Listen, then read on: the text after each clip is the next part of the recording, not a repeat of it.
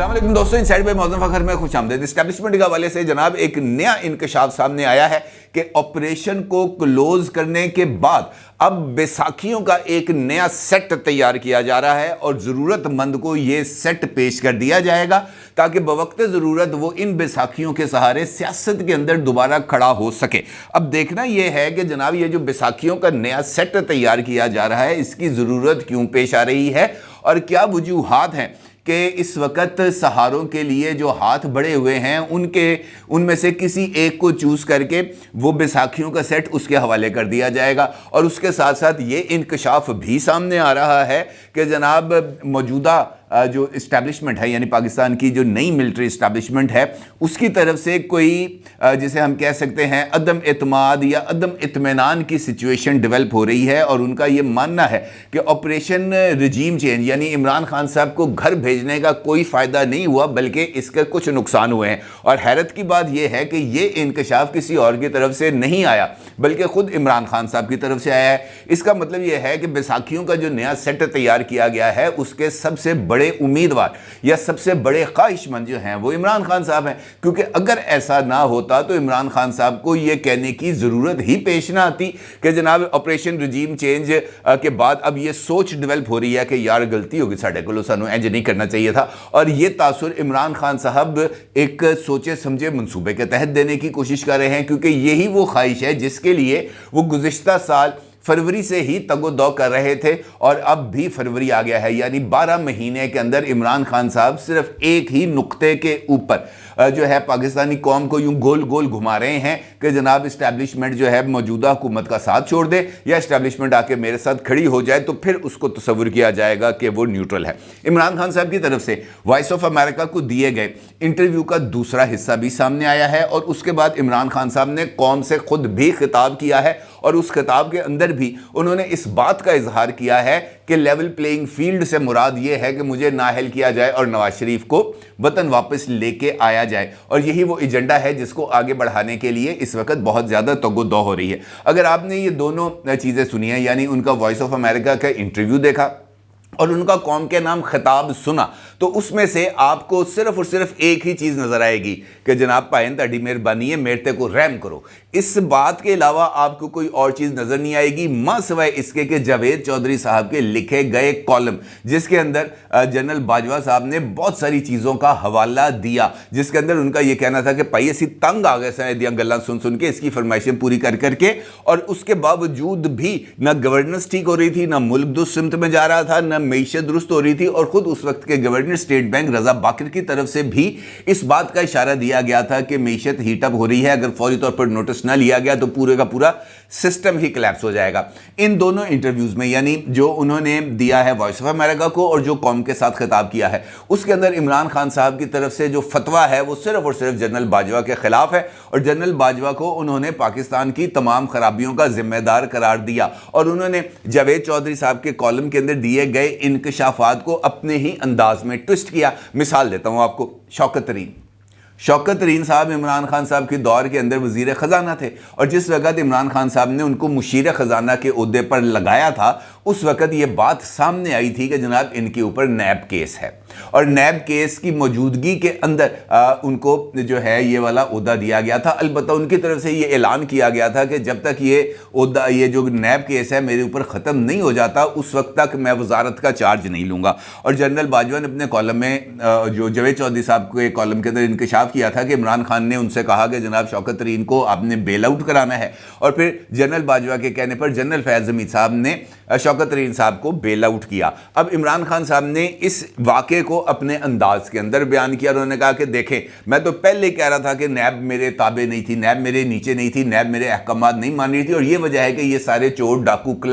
Corrupt और जो money launderer हैं ये दंदनाते फिर रहे थे क्योंकि जनरल बाजवा की इनके साथ डील हो गई थी। जनरल बाजवा इनको स्पेस देना चाहते थे और अब जावेद चौधरी के कॉलम के अंदर भी उन्होंने इस बात का एतराफ़ कर लिया है कि नैब उनके ताबे थी, लिहाजा वो जिसकी चाहते تھے انکوائری کھلا دیتے تھے, جس کی چاہتے تھے انکوائری بند ہو جاتی تھی. اگر شوکت ترین کی انکوائری بند ہوئی تو شہباز شریف کی بھی انکوائری بند ہوئی, شاہد خاقان عباسی کی بھی انکوائری بند ہوئی, سلمان شہباز کی بھی انکوائری بند ہوئی, مریم نواز کے کیس ختم ہوئے. تو کہنے کا مطلب یہ ہے کہ انہوں نے اپنی جو رانگ ڈوئنگز ہیں ان کے لیے کچھ نہ کچھ جواز کو تلاش کرنے کی کوشش کی. اب اگر وہ یہ کہتے ہیں کہ نیب جو ہے وہ جنرل باجوہ کے انڈر تھی, اور یہ کہتے ہوئے وہ اپنے آپ کو اس وجہ سے بیل آؤٹ کرتے ہیں یا اس کے لیے یہ دلیل دیتے ہیں کہ اختیار کسی اور کے پاس ہے, ذمہ داری کسی اور کے پاس ہے, میں صرف پنچنگ بیگ تھا, یعنی اختیارات سارے کے سارے جنرل باجوہ صاحب انجوائے کر رہے تھے as chief of army staff, اور مجھے لوگوں کی جو گالیاں ہیں ان کو سننے کے لیے کھلا چھوڑ دیا گیا تھا, کیونکہ عمران خان صاحب کے بقول گورننس بھی ان کے پاس تھی, فیصلے بھی وہی کرتے تھے, معیشت بھی ان کے کنٹرول میں تھی, سیاست بھی ان کی کنٹرول میں تھی. تو بھائی آپ وہاں پر بھنگ گھوٹنے آئے تھے, آپ وہاں پر کیا چہل قدمی کرنے آئے تھے یا ہیلی کاپٹروں میں سیرے کرنے آئے تھے؟ اگر آپ کے پاس اختیار نہیں تھا تو آپ تو کئی مرتبہ اس بات کا اعلان کر چکے تھے کہ اگر مجھے بے اختیار وزارت عظمیٰ ملی تو میں اسی وقت اس کو ٹھوکر مار کے گھر چلا جاؤں گا. تو پھر آپ گھر کیوں نہیں گئے؟ آپ نے یہ بے اختیار وزیر اعظم بننا قبول کیوں کیا؟ کیوں آپ نے اس وقت جنرل باجوہ کو چیلنج نہیں کیا؟ کیوں آپ نے جنرل باجوہ کے راستے میں رکاوٹ نہیں ڈالی؟ کیوں آپ نے نیشنل اسمبلی کو اور سینٹ کو اس صورتحال سے آگاہ نہیں کیا؟ اس وقت کیوں آپ نے قوم کو اس ساری سچویشن سے بے خبر رکھا؟ اگر آپ اتنے ہی بڑے سٹیٹسمین تھے تو لوگوں کے سامنے آتے. جس طریقے سے آپ نے سائفر کا بیانیہ بنایا وائس آف امریکہ کو انٹرویو دیتے ہوئے, آپ نے خود اس بات کا انکشاف کیا کہ جناب یہ جو آئیڈیا تھا رجیم چینج کا, یہ پاکستان سے جنرل باجوہ نے امریکہ کو ایکسپورٹ کیا تھا. یعنی یہ تجویز پاکستان سے گئی امریکہ میں اس تجویز کو پر غور کیا گیا, اس تجویز کو درست تصور کیا گیا, اور پھر وہاں سے احکامات آئے ہٹا دو عمران خان کو. یہ میں نہیں کہہ رہا, یہ عمران خان نے وائس آف امریکہ کو انٹرویو کے اندر یہ بات انہوں نے خود کی ہے. اس بات کا مطلب یہ ہے کہ اگر جنرل باجوہ صاحب یہ والا آئیڈیا فلوٹ نہ کرتے بالفرض محال آپریشن رجیم چینج کا, تو عمران خان صاحب کو وہ سائفر بھی یاد نہیں آنا تھا, اس سائفر کے اندر غیر ملکی سازش کا بھی ذکر نہیں ہونا تھا, اور عمران خان صاحب نے بدستور یعنی 2023 تک اکتوبر تک پنچنگ بیگ بننا قبول کر لینا تھا. ادروائز تو اس کے علاوہ اور کوئی آپشن نہیں بنتی, یہی ایک چیز بنتی ہے. اس کا مطلب یہ ہے کہ عمران خان صاحب نے جان بوجھ کر یہ والی چیزوں کو بھی اب نئے انداز سے ٹوسٹ کرنا شروع کیا ہے, اور یہ جو بیساکھیوں والی بات ہے اس کے پیچھے بھی یہی ریزن ہے. عمران خان صاحب نے اسی انٹرویو کے اندر اس بات کا اظہار کیا ہے کہ نئی عسکری قیادت میں تاثر ہے کہ رجیم چینج آپریشن ناکام ہو چکا. اب اگر نئی عسکری قیادت میں یہ تاثر ہے تو انفیکٹ عمران خان صاحب ایک مرتبہ پھر نئی عسکری قیادت سے اس بات کی درخواست کر رہے ہیں کہ بھائیان میری لت ہلے تک ٹھیک نہیں ہوئی, من بیساکھیاں دے دیو. اس کے علاوہ اس ترلے کے علاوہ تو اس بات کا اور کوئی مطلب نہیں بنتا. اور اگر یہ ترلہ درست ہے تو اس کا مطلب یہ ہے کہ عمران خان صاحب ایک مرتبہ پھر اسی لائن میں لگے ہوئے ہیں, اسی اطار کے لونڈے سے دوا لینے جا رہے ہیں جس نے پہلے بھی ان کو پمپ کیا تھا, جنہوں نے پروجیکٹ عمران بنایا تھا, جنہوں نے پروجیکٹ عمران چلایا تھا, جنہوں نے پروجیکٹ عمران کے لیے ان کے تمام سیاسی مخالفین کو ان کے سامنے سے ہٹایا تھا, ان کو جیلوں میں بند کیا تھا, ان کو نااہل کیا تھا, ان کو سزائیں دلوائی تھیں. اس کا مطلب یہ ہے کہ عمران خان صاحب اسی تاریخ کو دوبارہ دہرانا چاہتے ہیں. کس کے ذریعے؟ جنرل عاصم منیر صاحب کے ذریعے. تو پھر کیا اس بات کی کیا ضمانت ہے کہ جو سلوک وہ آج جنرل باجوہ صاحب کے ساتھ کر رہے ہیں وہ نئی ملٹری اسٹیبلشمنٹ کے ساتھ نہیں کریں گے؟ اس بات کی تو کوئی بندہ گارنٹی نہیں دے سکتا, اور عمران خان صاحب کی گارنٹی انہوں نے بیوی بچے نہیں دیں, اور کس نے دینی ہے؟ لہٰذا یہی وجہ ہے کہ ایک نیا سیاسی تنازع مجھے اب اٹھتا ہوا نظر آ رہا ہے, کیونکہ جس طریقے سے عمران خان صاحب ابھی تک کوششیں کر رہے ہیں, کل کو اگر ان کی یہ کوششیں ناکام ہوتی ہیں تو انہوں نے نیا پنچنگ بیگ اپنے لیے تلاش کر لیا. وہ پنچنگ بیگ نہیں ہے. عمران خان صاحب اگر اپنے آپ کو خود کو کہتے ہیں کہ میں پنچنگ بیگ ہوں تو وہ بالکل غلط کہتے ہیں. وہ پنچنگ بیگ نہیں ہے, وہ دوسروں کو پنچنگ بیگ بناتے ہیں. وہ دوسروں کو رحم و کرم پہ چھوڑتے ہیں, اپنی غلطیوں کو, اپنی کوتاہیوں کو, اپنی کمزوریوں کو دوسرے کے سر منڈتے ہیں اور اس کو نشانہ بناتے ہیں, اور پھر اس کو سوشل میڈیا کے رحم و کرم پہ بیانیہ بنا کر پھینک دیتے ہیں. وہ کہتے ہیں تسی جانو تہاڈا کام, میں نے جو کرنا تھا کر دیا. اور اب بھی وہ اسی مشن پر ہیں۔ اگر دوسری طرف سے دستے تعاون نہ بڑھایا گیا، دوسری طرف سے ان کو بیساکھیوں کا نیا سیٹ فراہم نہ کیا گیا، تو نیا پنچنگ بیگ دوسرا جو نئے آنے والے ہیں وہ نیا پنچنگ بیگ بنیں گے، اور عمران خان صاحب سے اس حوالے سے کوئی بعید نہیں ہے کہ وہ کسی بھی لیول پر لے کے جا سکتے ہیں۔ دوسری جانب مسلم لیگ نون ہے۔ مسلم لیگ نون اس وقت جو ہے وہ اپنے لیے کچھ نئی پولیٹیکل گنجائشیں حاصل کرنے کی کوشش کر رہی ہے۔ مریم نواز صاحبہ اس وقت مسلم لیگ نون کے بیانیے کو نہ صرف لیڈ کر رہی ہیں بلکہ اس بیانیے کو طاقتور بنانے کی تگ و دو کر رہی ہیں۔ اب وہ کس حد تک کامیاب ہوتی ہیں قطع نظر اس بحث کے، البتہ جو آج ان کی صحافیوں سے غیر رسمی گفتگو ہوئی ہے اور انہوں نے جو تنظیمی اجلاس سے خطاب کیا ہے، اس میں انہوں نے ایک مرتبہ پھر جو ٹارگٹ ہے اپنے ان کو دوبارہ سیٹ کرنے کی کوشش کی ہے۔ عمران خان صاحب کا ٹارگٹ ہے موجودہ یا پریویس ملٹری اسٹیبلشمنٹ، اور مریم نواز کا ٹارگٹ ہے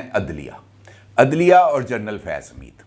کیونکہ مریم صاحبہ نے اس بات کا ذکر کیا ہے کہ جناب ہمارے کیسز میں ثاقب نثار اور جنرل فیض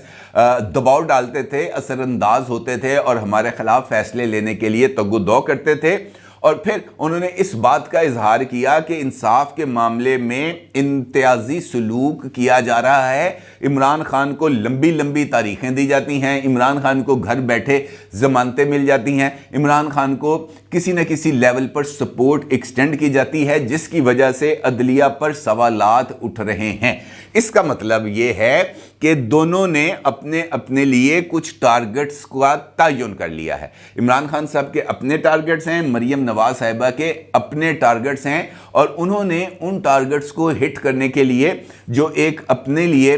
جو جسے ہم کہہ سکتے ہیں کہ پہلا سٹیپ لیا ہے، اور اس سٹیپ کے بعد انہوں نے اس بات کا بھی اظہار کیا ہے کہ جناب جو کچھ میں کر رہی ہوں میں خود نہیں کر رہی، میرے لیے تمام کے تمام پروگرامز کو خود نواز شریف صاحب نے ڈیزائن کیا ہے۔ یہ جو تنظیمی کنونشنز ہو رہے ہیں، اس کا سارا شیڈول خود نواز شریف صاحب نے طے کیا ہے، اور ان کا یہ کہنا ہے کہ الیکشنز کے قریب ہم جلسے کریں گے، اس سے پہلے ہم یہ تنظیمی اجلاس ہی کریں گے، اور ساتھ انہوں نے کہا ہے کہ جناب یہ میرے جو انکلز ہیں یہ میرے والد کے رتبے کے ہیں، میرے چچا جیسے رتبے کے ہیں، یہ کیسے ہو سکتا ہے کہ میں ان کو اپنے پیچھے کروں، اپنے پیچھے کھڑا کروں، میں ان کو آگے رکھوں گی اور میں خود ان کے پیچھے کھڑی ہوں گی اور ان سے رہنمائی لوں گی۔ اور ساتھ انہوں نے شاہد خاقان عباسی صاحب کا بھی ذکر کیا، یہ کہتے ہوئے کہ میری ان سے بات ہوئی ہے اور بہت جلد ان کے ساتھ ملاقات بھی ہوگی۔ اب یہ جو دونوں میں نے آپ کے سامنے نا یہ پکچرز اس وجہ سے رکھی ہیں کہ جو کلیئرٹی ہے وہ آئے۔ کلیئرٹی اب کیسے آ سکتی ہے؟ ڈیمانڈز اگر دیکھی جائیں دونوں طرف سے ایک جیسی ہیں۔ ایک یہ کہتا ہے کہ ماضی میں میرے ساتھ زیادتیاں کی گئی ہیں، ہمیں سلیکٹو احتساب کا نشان کے نام پر انتقام کا نشانہ بنایا گیا، نہ صرف انتقام کا نشانہ بنایا گیا، ہمیں منظر سے بالکل آؤٹ کرنے کے لیے تمام تر ریاستی جبر کا استعمال کیا گیا، لہٰذا جو ماضی میں ہم سے زیادتیاں کی گئی ہیں اس کا ازالہ کیا جائے۔ ٹھیک ہے جی، اور اس کا ازالہ کیسے کیا جا سکتا ہے؟ ہمیں تمام معاملات کے اندر تھوڑی سی کھلی چھٹی دیتے ہوئے، اور نواز شریف صاحب کے حوالے سے جو قانون سازی ہے اس میں سہولت دینے کے لیے، کیونکہ اب مریم صاحبہ نے اس بات کا بھی ذکر کیا ہے کہ جناب یہ ہماری کمزوری ہے کہ ہم اقتدار میں ہونے کے باوجود بھی نواز شریف صاحب کا کیس نہیں لڑ سکے، اور جو قانون سازی کرنی تھی وہ یہ حکومت ابھی تک نہیں کر سکے۔ البتہ نواز شریف کی بے گناہی پر اب سب بولیں گے، تو اس کا مطلب یہ ہے کہ وہ اپنے لیے کچھ گنجائش حاصل کرنا چاہتی ہیں۔ دوسری جانب عمران خان صاحب ہیں۔ عمران خان صاحب یہ کہتے ہیں کہ جناب میں تہاڈا لاڈلا، میں ایک دور میں آپ کی آنکھوں کا تارا، میرے آپ نے ناز اٹھائے، میرے آپ نے نخرے اٹھائے، میرے لیے آپ نے سب کچھ کیا، ہن میں ایڈا پیڑا ہو گیا کہ میں نہ تسی گل کرنا گوارا نہیں کر دے۔ اب اور اگر آپ نے ماضی میں میرے ساتھ اچھا رویہ رکھا تھا تو اب میں برا رویہ ڈیزرو نہیں کرتا، لہٰذا میری طرف کوئی توجہ فرمائی جائے۔ یہ ہے اس وقت کی پالیٹکس، یہ ہے اس وقت کی سیاسی حقیقت، اور اس سیاسی حقیقت کو ہمیں اب تسلیم کر لینا چاہیے کہ پاکستان میں اور آپ صرف اور صرف سیاسی جماعتوں کے لیے فیول ہیں، ایندھن ہیں، اس کے علاوہ اور کچھ نہیں۔ میرے اور آپ کے لیے کوئی بھی بندہ سنجیدگی سے سوچنے کے لیے تیار نہیں ہے۔ وہ اقتدار میں آنے کے لیے مجھے اور آپ کو جو ہے وہ بھینٹ چڑھا سکتے ہیں، قربانی دے سکتے ہیں، لیکن اقتدار میں آنے کے لیے جو بے ساکھیاں ہیں ان کے بغیر یہ نہیں چل سکتے۔ اور اگر ان کو صرف بے ساکھیاں چاہیے، عوام نہیں چاہیے، عوام کی طاقت، عوام کی سپورٹ، عوام کا ووٹ نہیں چاہیے، تو پھر یہ الیکشنز بھی ایک ڈھونگ ہی ہو سکتے ہیں۔ اپنی رائے کا ضرور اظہار کیجیے گا۔ آپ کا بہت شکریہ۔ اللہ حافظ۔